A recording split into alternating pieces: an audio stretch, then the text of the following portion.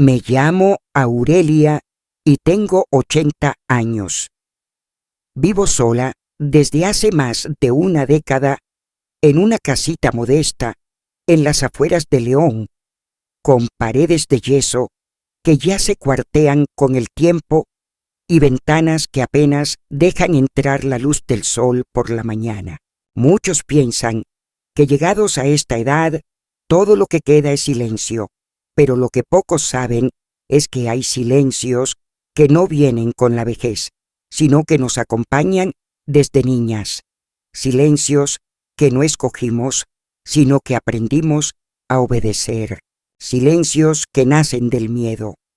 Yo crecí en una casa donde hablar era peligroso, donde una palabra mal dicha podía traer consecuencias terribles, y donde aprendí a caminar sin hacer ruido, no por juego, sino por instinto, porque en mi casa hacer ruido podía significar castigo, y el castigo no siempre era físico, aunque a veces sí lo era, sino un tipo de castigo más cruel, la amenaza constante, la mirada que paraliza, el gesto que anticipas el grito o el golpe, el ambiente denso que se respira cuando uno sabe que algo va a estallar, pero no sabe cuánto.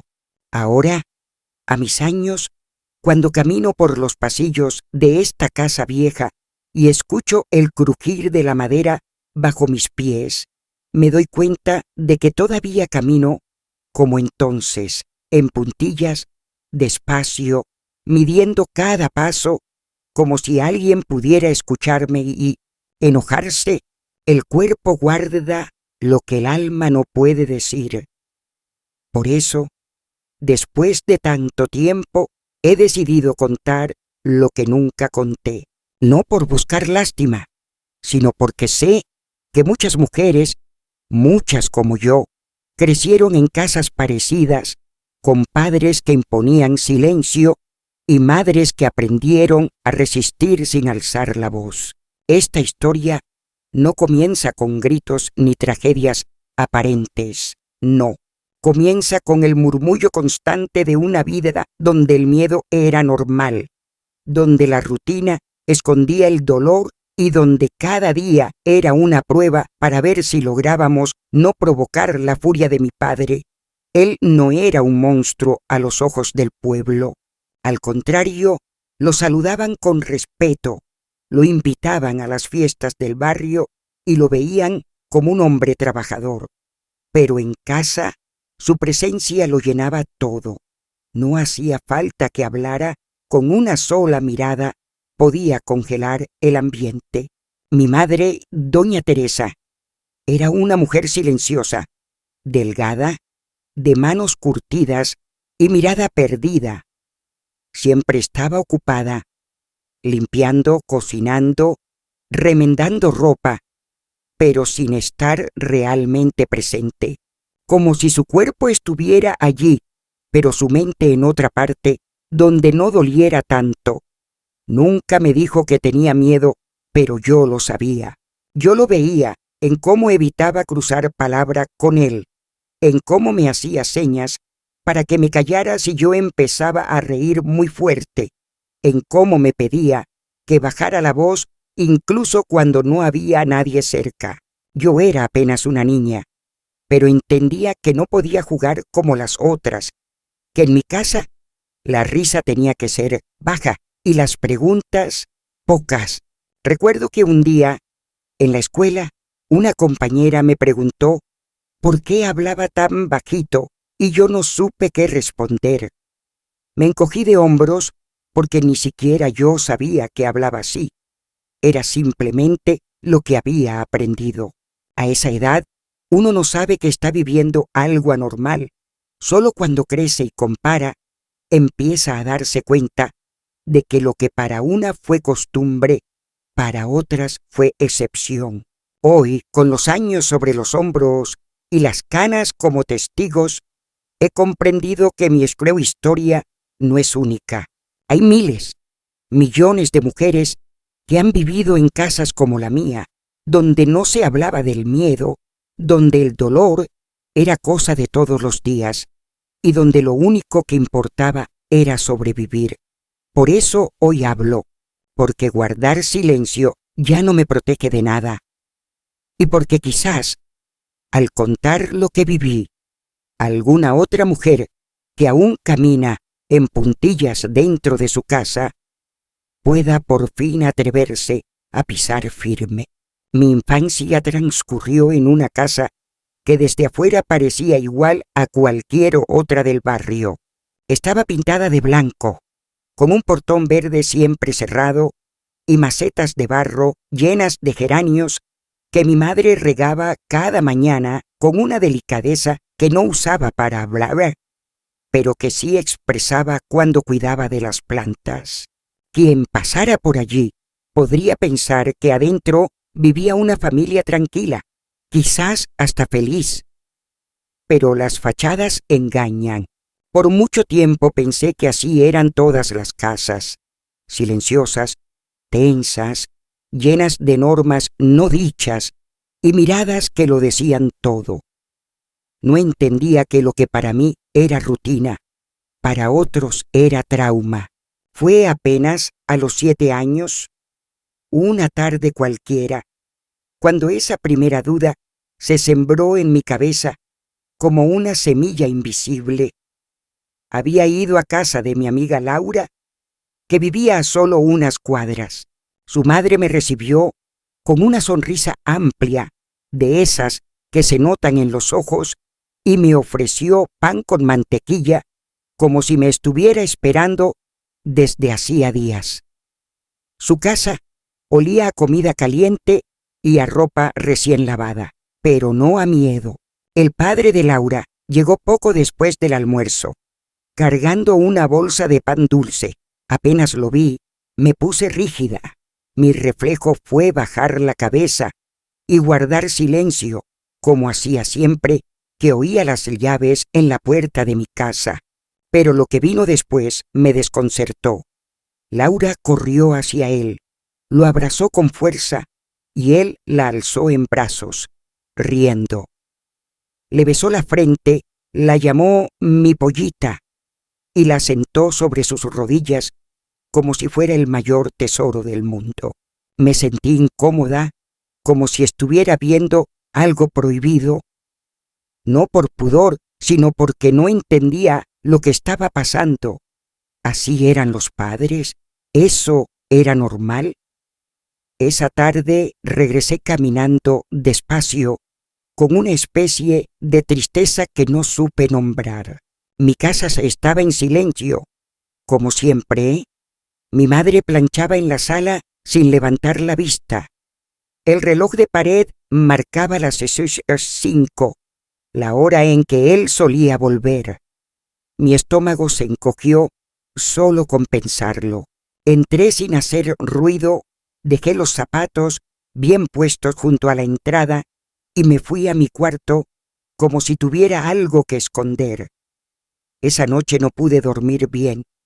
Lo que había visto en casa de Laura me rondaba la cabeza. Empecé a notar cosas que antes ignoraba, como la manera en que mi madre apretaba los dientes cuando oía la puerta abrirse, o cómo sus manos temblaban ligeramente al servir el café en la taza de mi padre.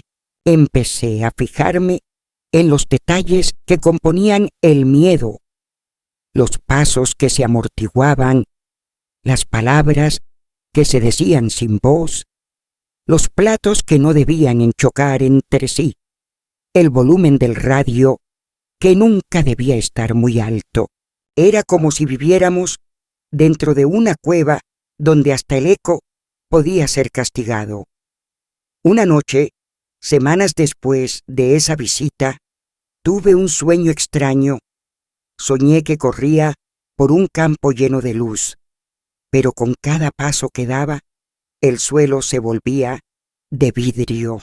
Al mirar hacia abajo, veía mi casa desde arriba, como si fuera una maqueta, y adentro mi madre estaba sentada en una esquina, con las manos sobre las rodillas, sin moverse, sin hablar. Me desperté sudando No sabía lo que significaba ese sueño, pero desde entonces sentí que algo dentro de mí había cambiado.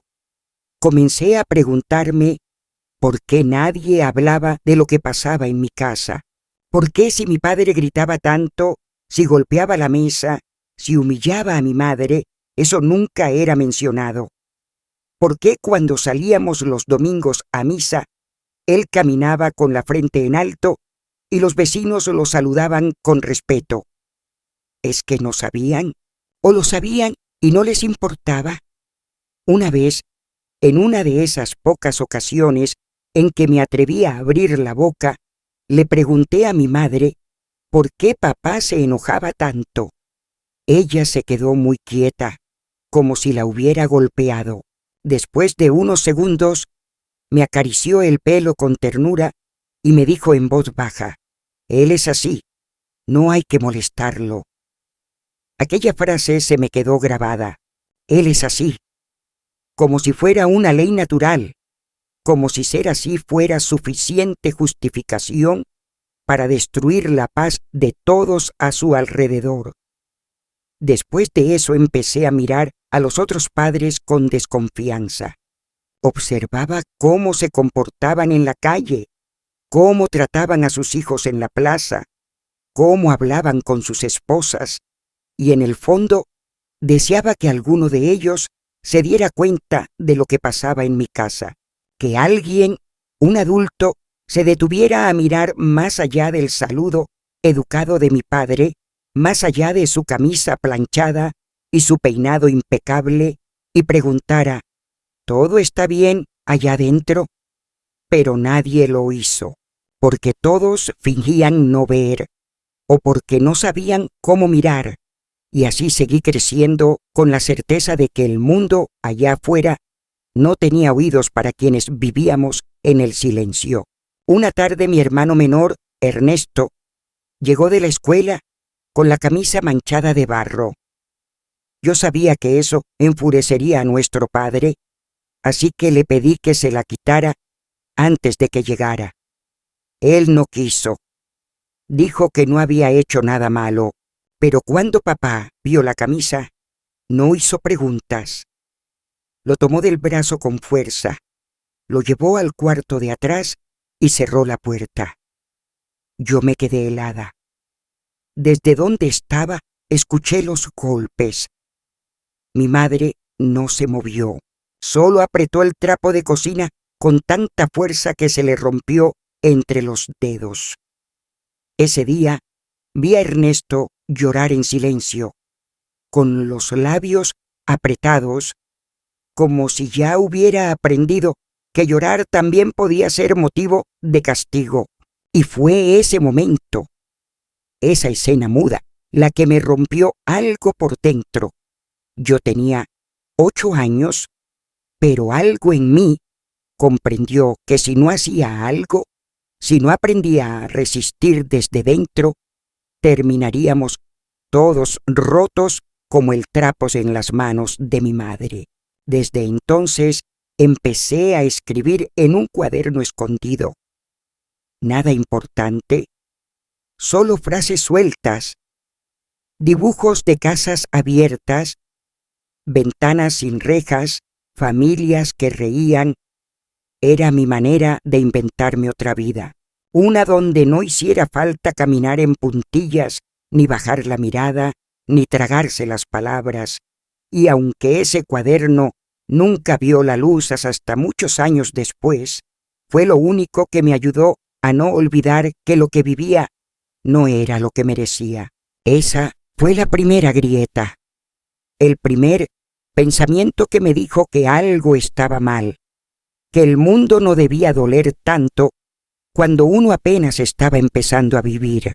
Fue entonces que la niña que yo era empezó a escuchar por dentro una voz que decía: esto no es normal, no es justo, no es amor. Y aunque todavía no sabía qué hacer con ese pensamiento, ya no podía desoírlo. Después de aquella primera grieta en mi pensamiento, la vida dentro de nuestra casa no se detuvo pero ya no era la misma. No porque algo hubiera cambiado afuera, sino porque yo había empezado a mirar distinto. A esa edad, una niña no tiene palabras para nombrar lo que siente, pero yo sabía que algo estaba mal, profundamente mal, y que no podía decirlo en voz alta. Lo que seguía era aprender a sobrevivir sin hacer ruido, como ya lo había visto hacer a mi madre durante años. Había algo en su manera de moverse que me servía de ejemplo. La forma en que caminaba, siempre con los brazos pegados al cuerpo, como si ocupara menos espacio, cómo ponía la mesa en absoluto silencio, sin permitir que los platos hicieran un solo sonido, cómo escuchaba sin mirar directamente a los ojos, como si supiera que ver también podía ser una provocación. Yo absorbía todo eso sin darme cuenta, como si fuera parte de mi educación. Mi padre no era un hombre que hablara mucho. De hecho, su silencio era su manera de imponerse. Solo hablaba para ordenar, para corregir, para castigar. Sus palabras eran como sentencias. No gritaba siempre, pero cuando lo hacía, toda la casa temblaba. Tenía una voz gruesa que se clavaba como un clavo en la madera. Y lo peor no era el volumen, sino el tono. Esa manera de decir las cosas como si no hubiera réplica posible. Mi madre lo obedecía sin levantar la vista. Mi hermano Ernesto y yo hacíamos lo mismo. Aprendimos desde pequeños que preguntar era peligroso, que opinar era tentar al destino, que incluso mirar podía ser interpretado como una falta de respeto. Recuerdo que una vez, cuando tenía unos 9 años, derramé un vaso de leche en la mesa. Fue sin querer. Mis manos temblaban, como siempre, y el vaso simplemente se me resbaló. El sonido del líquido desparramándose en el mantel, el golpe hueco del vaso al caer y el silencio repentino que vino después fueron suficientes para que todo mi cuerpo se pusiera rígido. Mi madre se levantó de inmediato, con la cara blanca como papel, y empezó a limpiar sin decir nada, mientras yo no podía moverme. Mi padre me miró desde su silla sin decir una palabra, pero su mirada fue suficiente para que deseara desaparecer. Esa noche no cené. No me mandaron a dormir sin comer, pero el nudo en la garganta me cerró el apetito. Aprendí que incluso los accidentes eran pecado en esa casa, que no existía margen para el error. Con el tiempo, Ernesto se volvió más callado. Él era un niño curioso, siempre con preguntas, con ganas de entender cómo funcionaban las cosas, pero poco a poco se fue apagando. No hablaba en la mesa, no jugaba como los demás. Y cuando mi padre estaba en casa, se limitaba a sentarse en el rincón más lejano, con la espalda recta y las manos sobre las rodillas. Algunas veces lo veía dormido en el piso de su cuarto, porque tenía miedo de subir a la cama y hacer ruido con los tablones que crujían. Mi madre le decía que se levantara, que iba a enfermarse, pero él prefería el suelo frío a provocar el más mínimo sonido. Yo lo entendía. Yo también había llegado a dormir sin moverme, sin dar vuelta el cuerpo, por miedo a que el colchón chirriara. Era como vivir dentro de un castillo de cristal, donde cada paso mal dado podía romperlo todo. Mi padre tenía una rutina estricta. Se levantaba a las 5, desayunaba solo y se iba al trabajo sin despedirse. Volvía a las 6 en punto y todos debíamos estar listos. La casa limpia, la cena servida, el silencio en su lugar. Si algo no estaba como esperaba, lo decía con gestos más que con palabras. Un portazo, un golpe sobre la mesa, un murmullo que era más hiriente que un grito. Pero a veces no decía nada. Y ese silencio era peor, porque uno no sabía qué había hecho mal. Solo sabía que el aire se había vuelto más pesado, que mi madre dejaba de moverse, que Ernesto bajaba la cabeza. Era como si todos entráramos en una especie de trance de autopreservación. A mí me sudaban las manos y me dolía la mandíbula de tanto apretar los dientes. Los domingos eran distintos. Íbamos a misa juntos, vestidos con la ropa buena. Mi madre nos alisaba el cabello y nos ponía los zapatos que solo se usaban una vez a la semana. En la iglesia, mi padre se mostraba atento, saludaba a los vecinos, daba limosna con gesto solemne. Nadie podía imaginar la tensión que reinaba en nuestra casa, y yo, por mucho tiempo, pensé que eso era normal, que todas las familias vivían con dos caras, una para la calle, otra para adentro. Una tarde de verano, mientras jugábamos en el patio, Ernesto me preguntó en voz baja si yo creía que papá nos quería. Me quedé sin saber qué decir. Era una pregunta simple, pero no tenía una respuesta. Porque ¿qué es el amor cuando viene con miedo? ¿Qué significa querer si una niña tiene que vigilar cada movimiento para no provocar la ira de su padre? Le respondí que sí, que claro que nos quería, pero lo dije sin creerlo, solo para tranquilizarlo. Esa noche lloré en silencio, porque si uno tiene que convencerse de que es amado, probablemente no lo sea. Empecé a notar que mi madre también lloraba a veces, en la cocina, cuando pensaba que no la veíamos. Se tapaba la cara con el delantal o se quedaba sentada frente al fogón sin moverse, como si el fuego la hubiera hipnotizado. Nunca nos habló de lo que sentía. Nunca dijo una palabra contra mi padre. Solo una vez, cuando le pregunté por qué no se iba, me miró con una mezcla de tristeza y resignación y dijo: «Porque no tengo a dónde». Esa frase se me clavó como un alfiler. Años después, entendí que no solo hablaba de un lugar físico, sino de un lugar dentro de sí misma. Porque cuando uno vive tanto tiempo con miedo, el miedo se vuelve casa.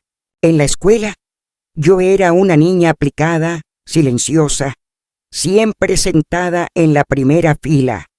Los profesores me elogiaban por mi conducta, pero nunca notaron que lo mío no era disciplina, sino estrategia, porque entendí muy pronto que si me portaba bien, si sacaba buenas notas, nadie haría preguntas, que si yo era la niña perfecta, nadie miraría demasiado cerca.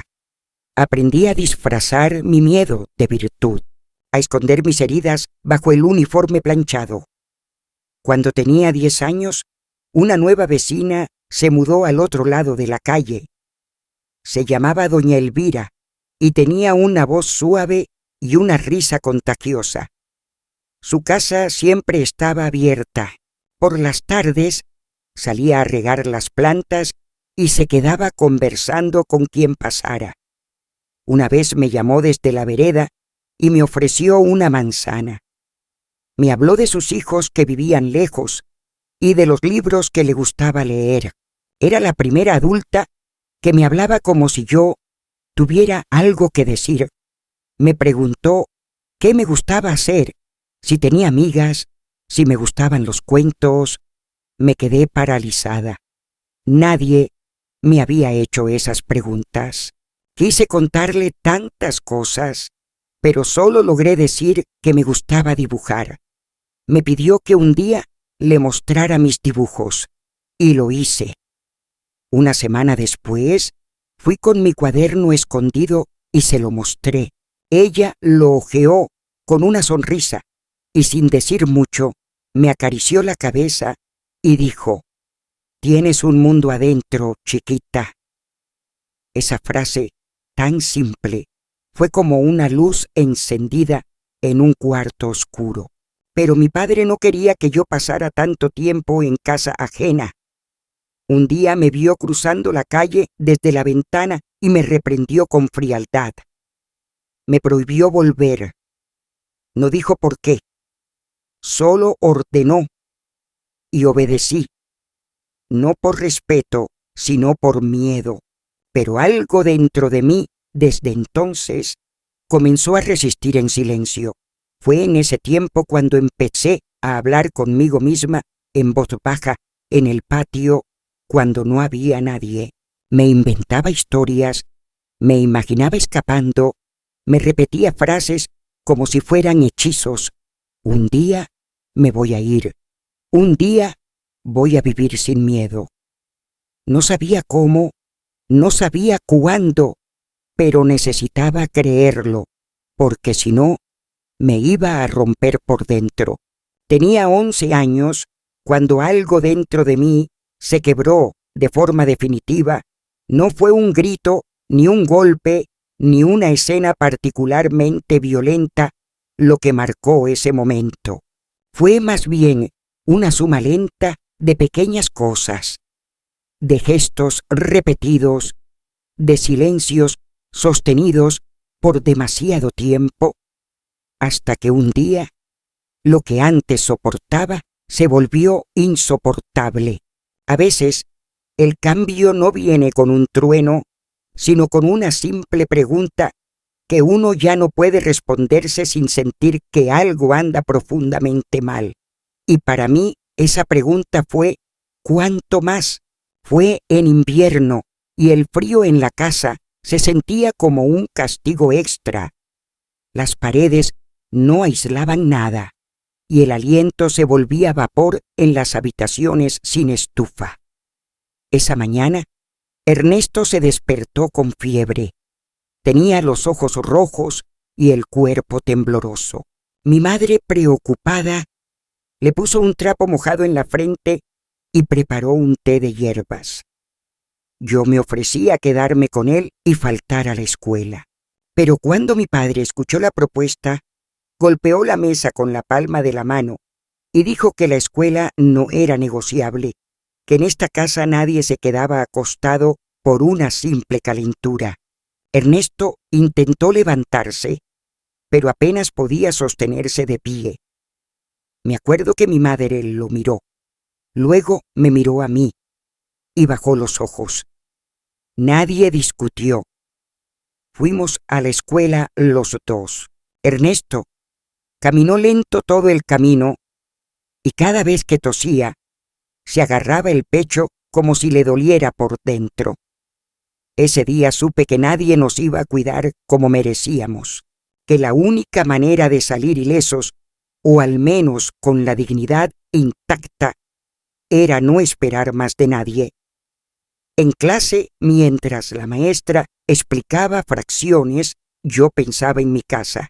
Pensaba en las noches en que Ernesto se acurrucaba a mis pies, cuando tenía miedo de dormir solo, y en cómo yo le cantaba muy bajito una melodía inventada, sin letra, solo un murmullo que lo ayudaba a cerrar los ojos.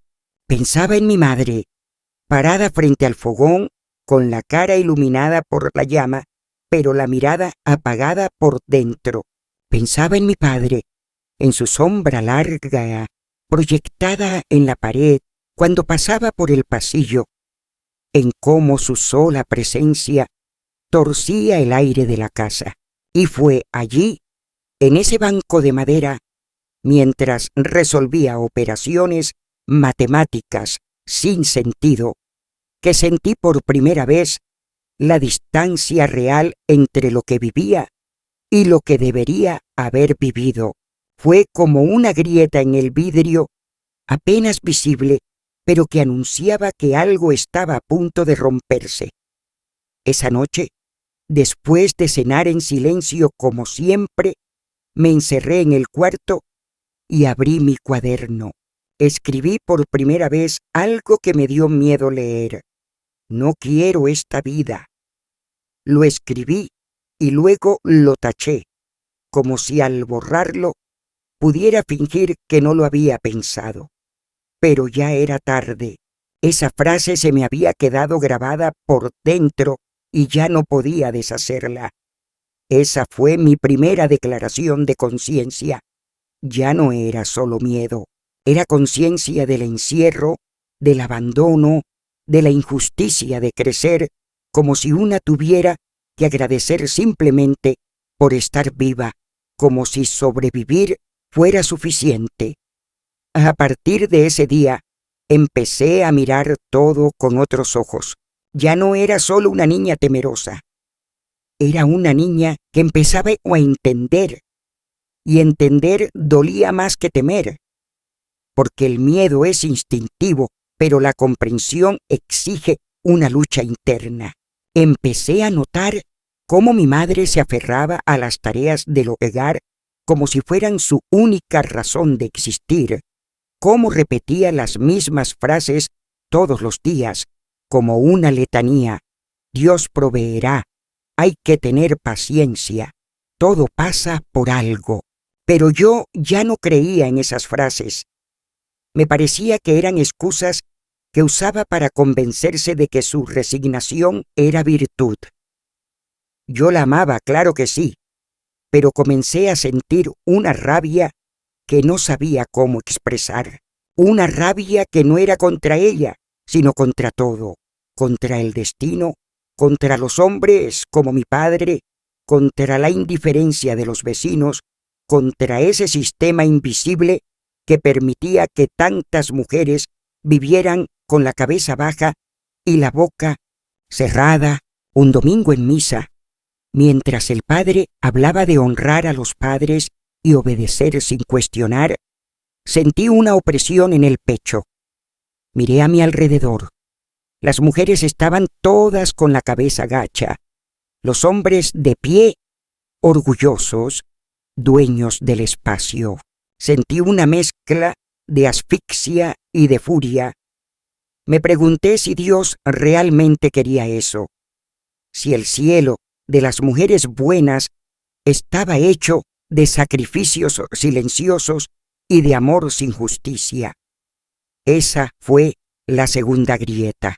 A veces, cuando el clima era bueno y mi padre estaba de humor, salíamos los cuatro a caminar hasta la plaza del centro. Era una costumbre que teníamos desde que éramos chicos.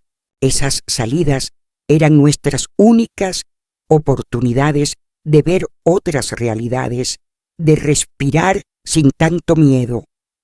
Pero aún en esas salidas, la tensión se colaba por las rendijas. Si Ernesto corría demasiado, si yo hablaba muy alto, si mi madre se atrevía a dar su opinión sobre algo, una sola mirada bastaba para congelarnos. Era como si estuviéramos caminando sobre una cuerda floja. La caída siempre estaba a un paso mal dado. Fue en una de esas salidas que vi a una mujer mayor leyendo un libro en un banco del parque. Estaba sola, con un sombrero de ala ancha y unas gafas gruesas. Parecía no tener apuro. Parecía libre. Me la quedé mirando hasta que ella levantó la vista y me sonrió. Una sonrisa leve, sin pretensión, sin invasión, solo una sonrisa, y en ese momento me imaginé siendo esa mujer. Imaginé una vida donde yo pudiera sentarme sola en un banco, leer tranquila, sin tener que mirar por encima del hombro, una vida mía, sin miedo. Esa imagen se me quedó grabada como un faro. No sabía cuándo, no sabía cómo, pero desde entonces supe que esa libertad era posible y que no iba a dejar de desearla. La casa seguía igual. Mi padre no cambió, mi madre tampoco, pero yo sí, y eso lo notaron. Notaron que ya no bajaba tanto la cabeza, que a veces me atrevía a preguntar, que mi silencio ya no era el mismo. No me rebelé de golpe.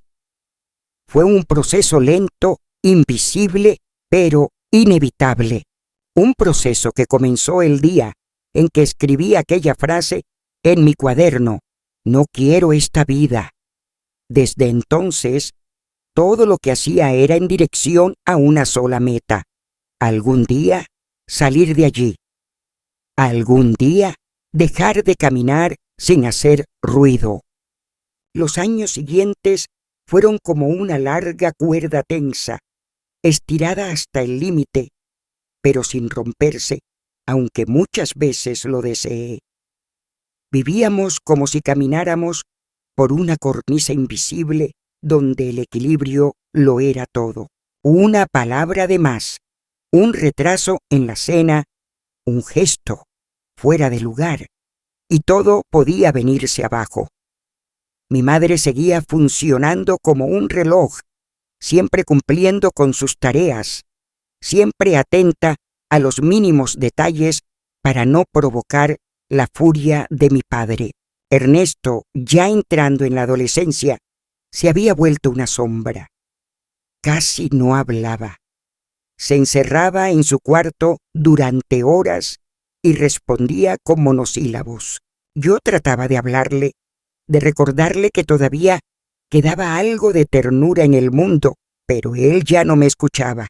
Tenía esa mirada que solo tienen los que han perdido la esperanza y, aunque yo lo veía todos los días, sentía que se me estaba escapando entre los dedos. Mi padre, por su parte, se volvía cada vez más impaciente, más exigente, más impredecible. Comenzó a revisar nuestras mochilas al volver de la escuela. Quería saber con quién hablábamos, qué libros leíamos, qué notas sacábamos.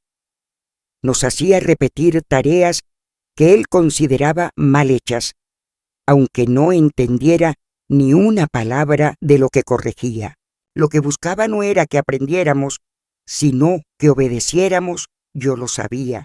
Lo había visto muchas veces mirar a mi madre con ese desprecio mudo, esa forma de humillarla sin decir nada, solo haciendo que su voluntad pareciera siempre absurda, innecesaria.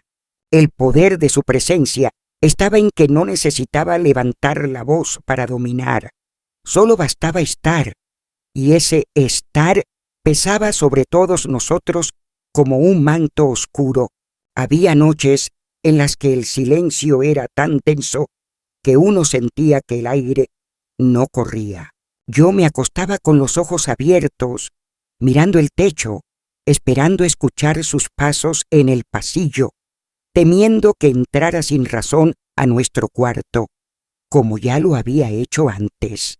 No era que nos hiciera daño directo, al menos no a mí, pero su sola presencia, invadiendo nuestros espacios más íntimos, era suficiente para hacernos sentir desprotegidos, expuestos, vulnerables.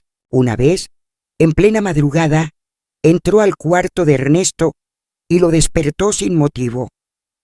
Le preguntó por qué dormía de lado, qué escondía bajo la almohada, por qué no dormía como un hombre de verdad.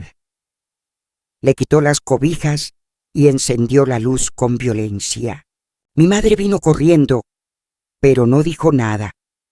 Solo miraba la escena desde la puerta, como si no pudiera intervenir, como si ya hubiera aprendido que resistirse era peor. Esa noche Ernesto no volvió a dormir. Se quedó sentado al borde de la cama hasta que amaneció. Yo tampoco pegué un ojo. En la escuela, las cosas no iban mejor. Ernesto empezó a tener problemas de conducta. Faltaba sin avisar. Discutía con los profesores, llegaba con los ojos rojos y la mochila vacía. Yo trataba de cubrirlo de inventar excusas, pero sabía que estaba al borde del colapso. Una vez lo encontré en el techo de la casa, sentado con las piernas colgando, mirando el cielo como si buscara en las estrellas una salida que no encontraba aquí abajo. Me acerqué sin hacer ruido y me senté a su lado. No dije nada, solo estuve ahí, con él. Después de un rato, me miró y dijo: «Aurelia, ¿vos creés que uno puede nacer roto?». Yo sentí que el corazón se me detenía. Le tomé la mano, la apreté con fuerza y le dije que no, que nadie nace roto, que nos rompen. Pero también le prometí que un día todo sería distinto. No supe si me creyó. Tal vez no, pero esa fue la primera vez que sentí que si no hacía algo, él no iba a resistir mucho más. Y fue entonces cuando empecé a guardar dinero.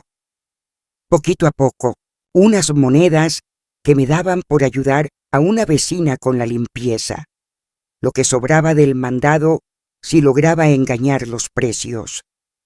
Lo guardaba en una caja de galletas vieja debajo de un ladrillo flojo en el patio trasero. No tenía un plan exacto, no sabía a dónde iríamos, ni cómo ni cuándo. Solo sabía que necesitaba tener algo, aunque fuera simbólico, que representara una posibilidad de escape. Cada moneda era una afirmación silenciosa: esto no es para siempre. Era mi forma de sostenerme en pie, de no ceder al miedo, de no convertirme en mi madre. Pero ella, mi madre, también comenzó a desmoronarse. Ya no tenía la misma energía. Se enfermaba seguido.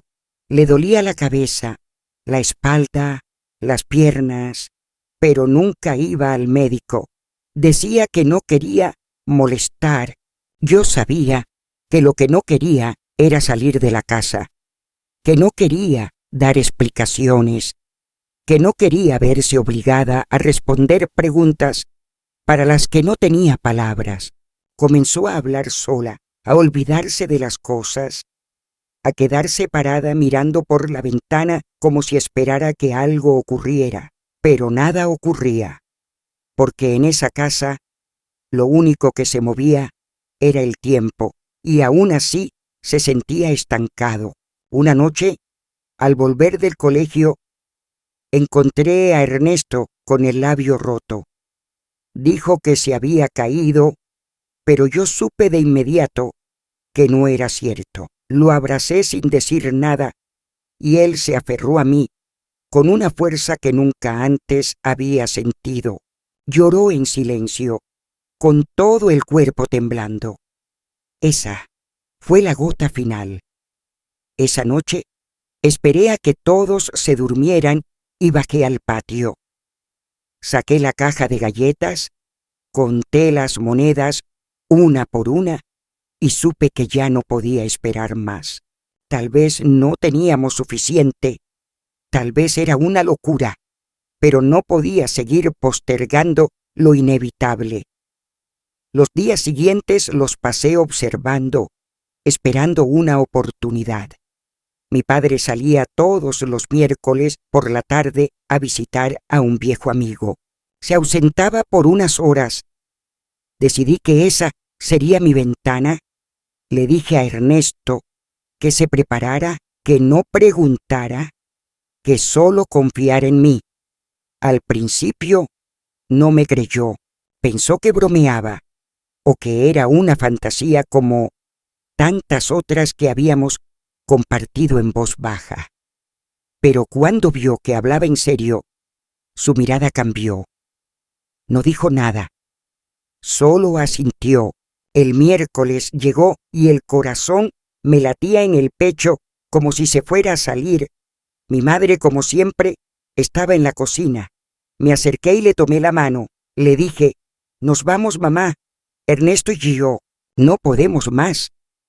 Ella me miró, y por un segundo vi en sus ojos la niña que alguna vez fue, esa que también había querido huir. No me detuvo, no lloró, solo me abrazó, por primera vez en muchos años, y me dijo: «Cuídalo, cuídense». Y ese «cuídense» fue su forma de decir: «Yo ya no puedo, pero ustedes aún pueden». Esa fue la última noche que dormí bajo ese techo. La tarde en que escapamos, el cielo estaba cubierto de nubes bajas, grises, como si el mismo cielo supiera lo que estábamos por hacer.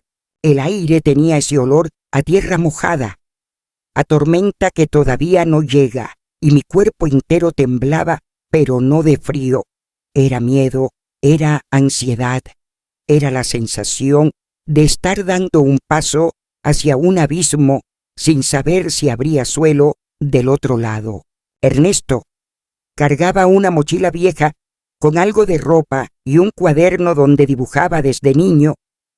Yo solo llevaba la caja de galletas con las monedas, una bufanda de mi madre y una foto arrugada de los dos cuando aún sonreíamos sin darnos cuenta.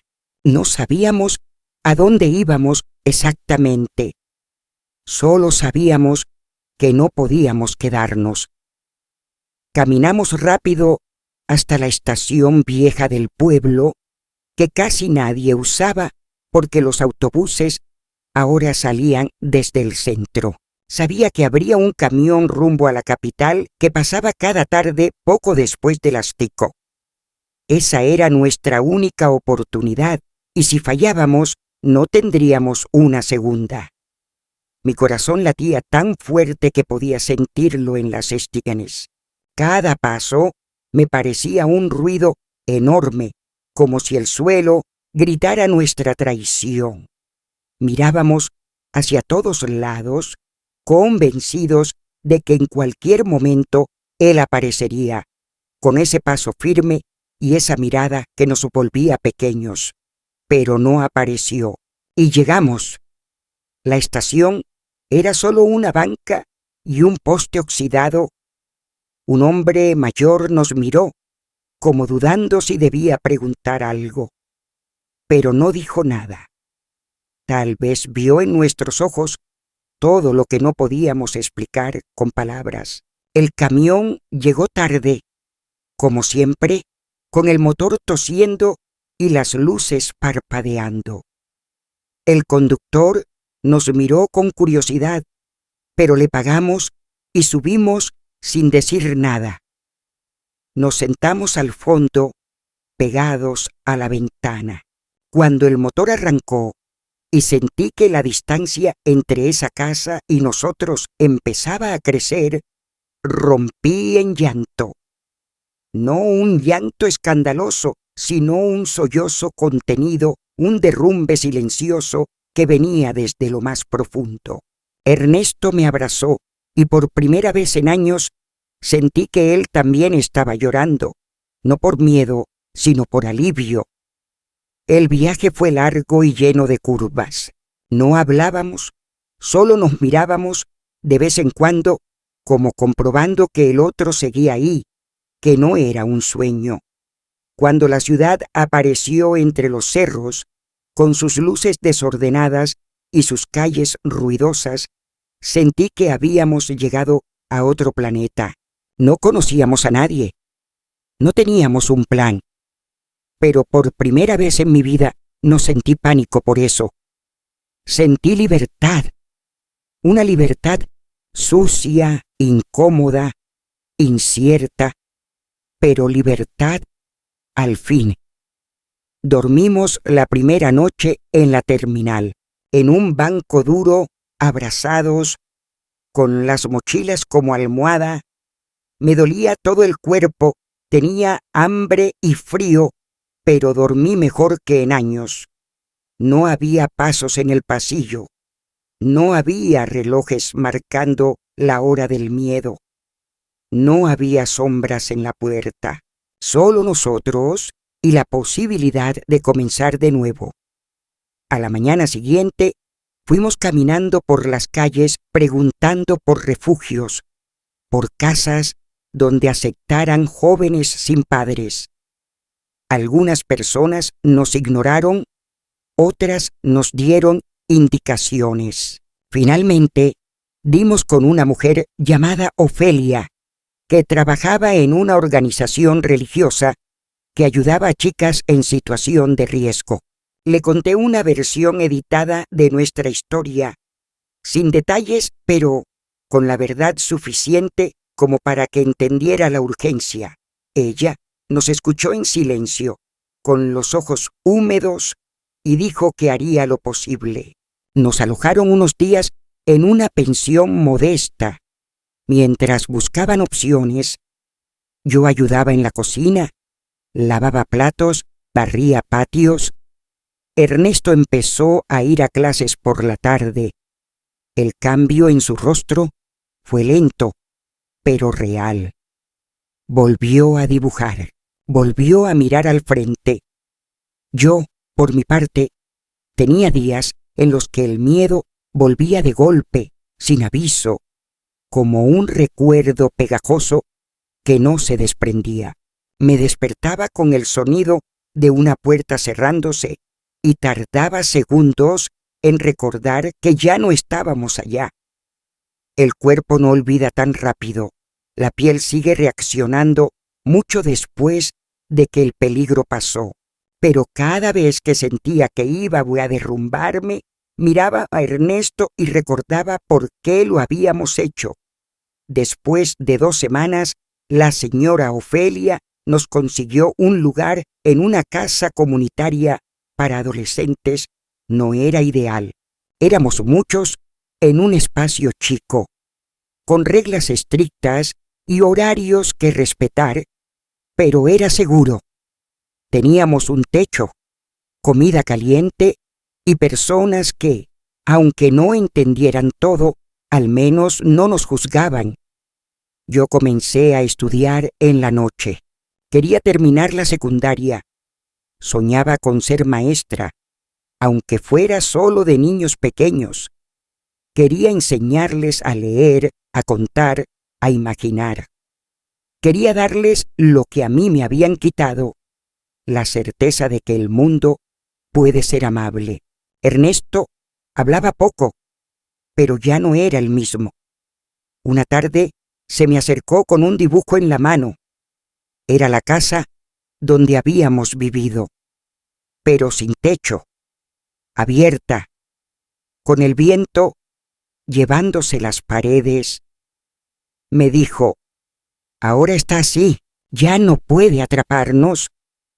Y yo supe que lo había logrado, que lo habíamos logrado, porque escapar no era solo cambiar de lugar, era romper la forma en que el miedo se nos había metido en los huesos. Era tomar esa historia que nos dolía y decir: esto no nos define. Y fue ahí, en esa pequeña sala comunitaria, con ruido de tazas, olor a sopa y risas lejanas, donde sentí por fin que el nudo en mi garganta empezaba a aflojarse, donde comprendí que, aunque me temblaran las piernas, aunque me costara dormir, aunque el pasado siguiera apareciendo en mis sueños, ya no estaba atrapada. Habíamos cruzado el umbral, no del todo, no sin cicatrices, pero habíamos cruzado.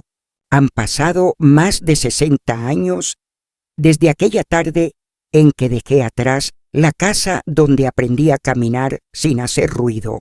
El tiempo ha hecho su trabajo, me ha arrugado la piel, ha encorvado mi espalda y ha borrado con delicadeza los detalles más pequeños de tantos días iguales, pero hay cosas que ni el tiempo ni la distancia pueden deshacer.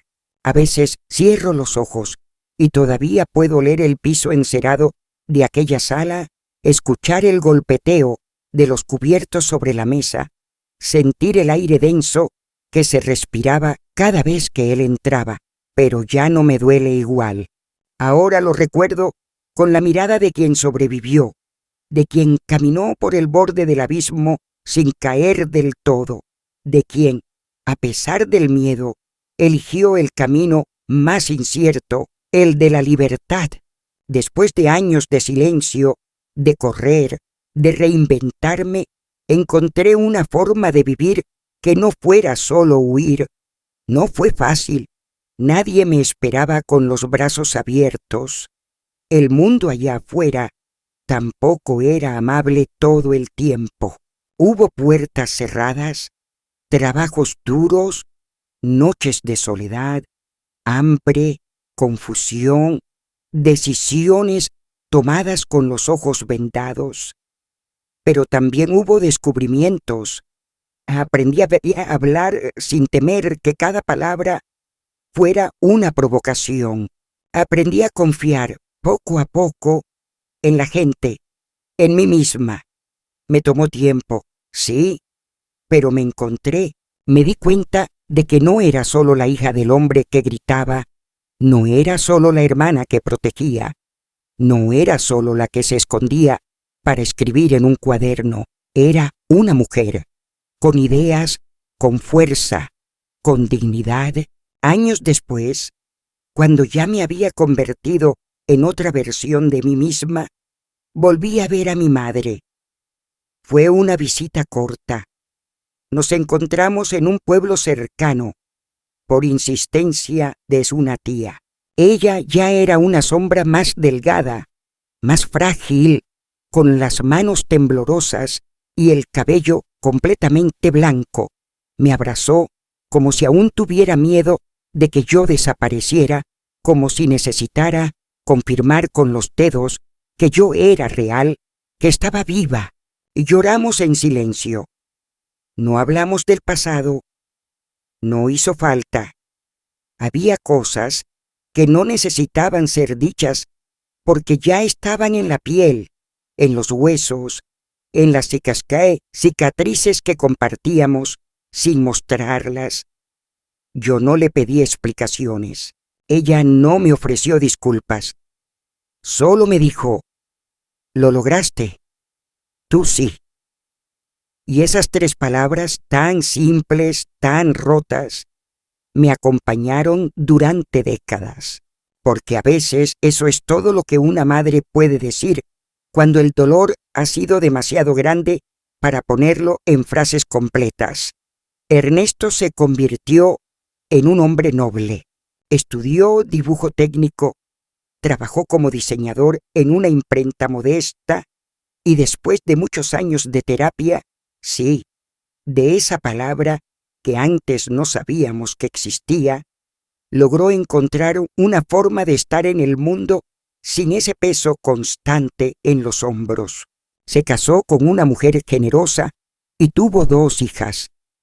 Siempre fue un padre atento, presente, amoroso, y a veces, cuando lo veía jugar con sus hijas, con esa ternura tan sencilla, me daban ganas de llorar, no de tristeza, sino de algo más profundo, gratitud, porque ver que él rompió el ciclo, que no transmitió el miedo, que eligió una manera distinta de amar, era la prueba viva de que todo lo que hicimos había valido la pena.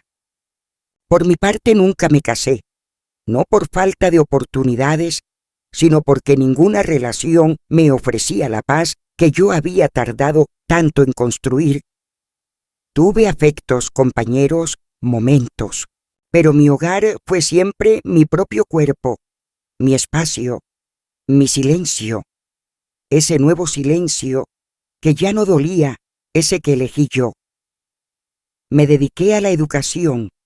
Durante 40 años enseñé a leer y escribir a niños y niñas de contextos humildes. Y cada vez que alguno de ellos me decía, «Profe, no puedo», yo me inclinaba, lo miraba a los ojos y le decía, «Sí puedes, yo también creí que no podía, y aquí estoy». Esa fue mi forma de sanar, de devolver algo al mundo, de cerrar heridas con palabras. Porque si algo me enseñó la infancia, es que no hay arma más poderosa que la palabra dicha en el momento justo. Hoy, Desde esta casa tranquila, donde vivo mis últimos años, sigo caminando despacio, no porque tema hacer ruido, sino porque valoro cada paso. En las mañanas riego mis plantas, cocino cosas sencillas, leo novelas prestadas por la biblioteca del barrio y me siento en el porche a ver pasar la vida. No tengo lujos, no tengo trofeos, pero tengo mi voz, mi historia y el derecho a contarla. Hace poco una de mis nietas, la hija de Ernesto, me preguntó por qué soy tan callada. Le respondí que cuando era niña aprendí a guardar silencio para no ser castigada, pero que ahora soy callada porque escucho más.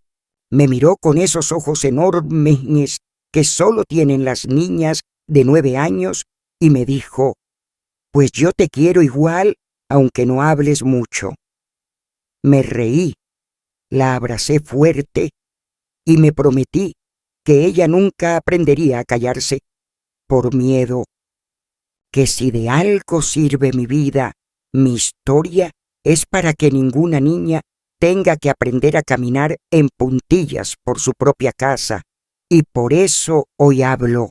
Hoy, con 80 años, con la voz un poco temblorosa y las manos manchadas por el tiempo, elijo decirlo todo, porque la memoria no debe enterrarse, porque el silencio no es paz si viene del miedo, porque contar es resistir, es curar, es proteger, y porque tal vez, solo tal vez, alguna mujer que me escuche recuerde que también tiene derecho a pisar fuerte, a ocupar espacio, a no pedir perdón por vivir.